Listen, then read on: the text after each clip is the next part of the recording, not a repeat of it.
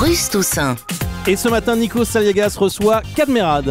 Bonjour Cadmerade, est-ce que vous êtes bien réveillé? Oui, je suis plutôt du matin. Vous écoutez mon interview un peu le matin sur Europe? La dernière fois que je l'ai entendu, c'était sur la Corniche à Marseille. Et vous receviez Mathilde Seigné. Mathilde Seigné qui tournait dans La guerre des boutons de Yann Samuel et vous qui tournez dans La guerre des boutons de Monsieur Baratier. Christophe, oui. De Christophe. Il n'y a pas de guéguerre entre les acteurs? Absolument pas, non. Non, je pense que ça se limite peut-être aux producteurs éventuellement, aux distributeurs sans doute. Nous, les acteurs, on essaye de faire des bons films à chaque fois. Et voilà, Christophe a un script magnifique. C'est une autre version, oui. C'est une autre vision de La guerre des boutons. Il l'a transposé dans la Seconde Guerre mondiale.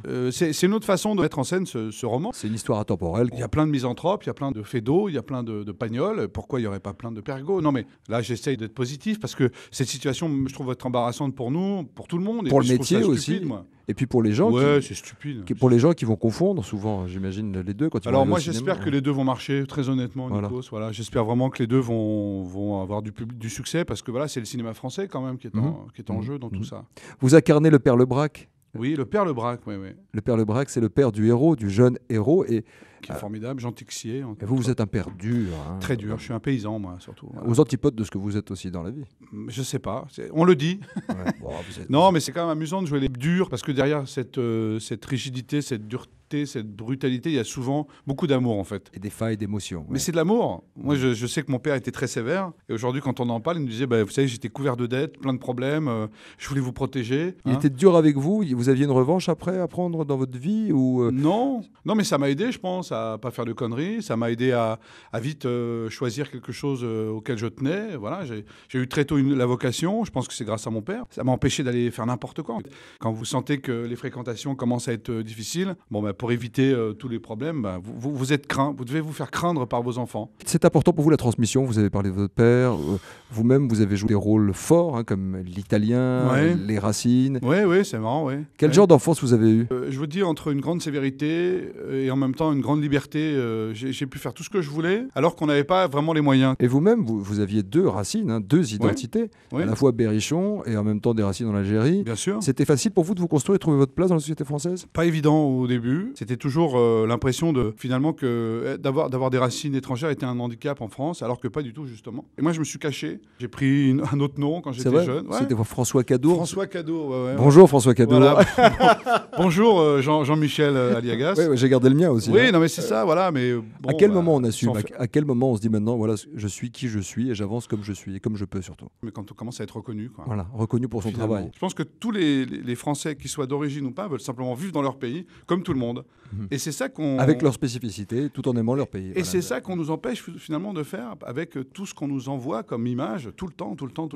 Il n'y a pas une émission, il n'y a pas un reportage qui est lié à l'insécurité, à l'immigration et tout ça. C'est terrible. Des raccourcis, des caricatures, des stéréotypes. Terrible. On est dans un pays qui est formidable quand même, mine de rien.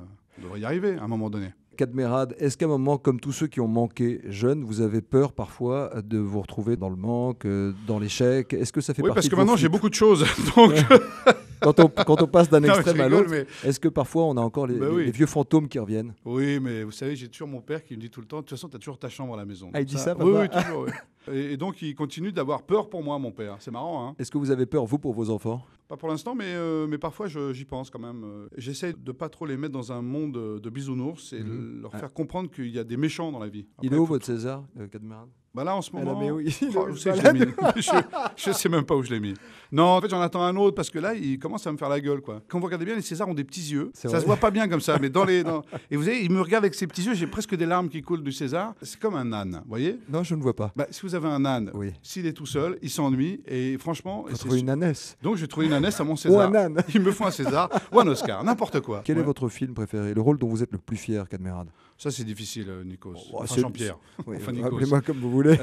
Si peut-être le rôle qui a été le plus touchant, c'est peut-être l'Italien, parce qu'il parlait d'histoire qu'a vécu un peu mon père aussi. Voilà, du déracinement. Mais c'est vrai que quand j'ai lu le scénario de Bienvenue chez les Ch'tis dans ma petite maison à Marseille, et que je me suis dit, oh la vache, ça c'est ce que j'ai envie de faire. Vous sentiez qu'il allait se passer quelque chose ou pas? Non, je sentais pas du tout. Pas le succès, parce qu'on me demande toujours. Non, j'ai appelé Danny, j'ai dit, c'est un film d'auteur, dans le bon sens du terme, c'est-à-dire, c'est une vraie... Oui, Danny Boone. Je dis plus les noms de famille. Je l'ai dit moi, vous inquiétez pas. Non, mais ce que je veux dire, c'est que j'ai lu le scénario, je l'ai appelé dans la seconde. Je ne pouvais pas présager d'un tel succès, mais en tout cas, je savais que ça allait être une très bonne comédie. Et c'est vrai que c'est un des rôles qui, pour moi, est le plus cher. Parce que... Il vous a aidé ensuite à rencontrer les gens que vous admiriez, à ouvrir des portes qui étaient fermées jusqu'à présent. Est-ce que le succès des Ch'tis a changé votre vie, Cadmerade?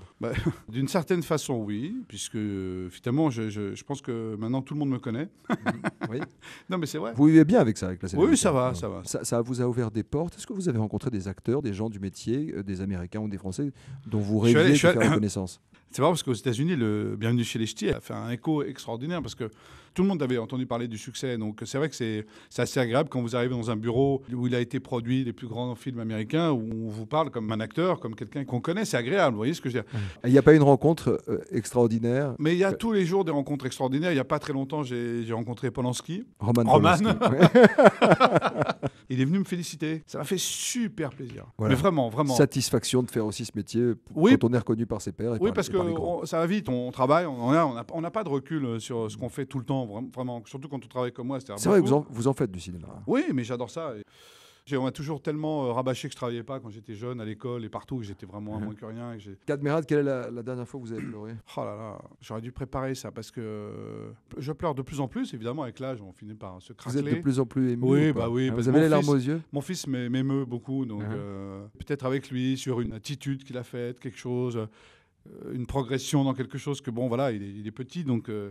Ça m'émeut beaucoup, ça peut me faire pleurer aux larmes. La vie, en fait. La guerre des boutons, c'est au cinéma, ça sort mercredi. Alors, Nikos, la nouvelle guerre des boutons. La nouvelle guerre des boutons, hein, c'est la guerre en fait des boutons, mais la nouvelle guerre des boutons, ça sort des boutons. Demain. Je suis très fier du film et très fier du travail de Christophe. Baratier. Oui, c'est pas mal comme, c'est un bon running ça en même temps.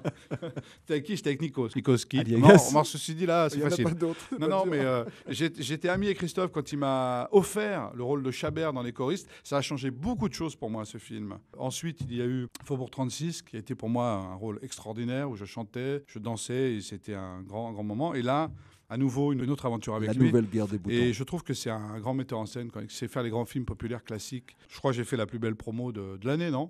Absolument. Faites un concours de promo d'interview. Je peux dire que je vais être dans le trio. Et vous bouclez la trilogie de Christophe Baratier, votre trilogie. Oui, c'est vrai. Merci beaucoup, rendez-vous je le pense, en plus. demain au cinéma. Merci d'avoir été notre invité, Cadmerade. Bonne Merci journée. infiniment. Bonne journée. Kalimera. Merci Cad, merci Nikos.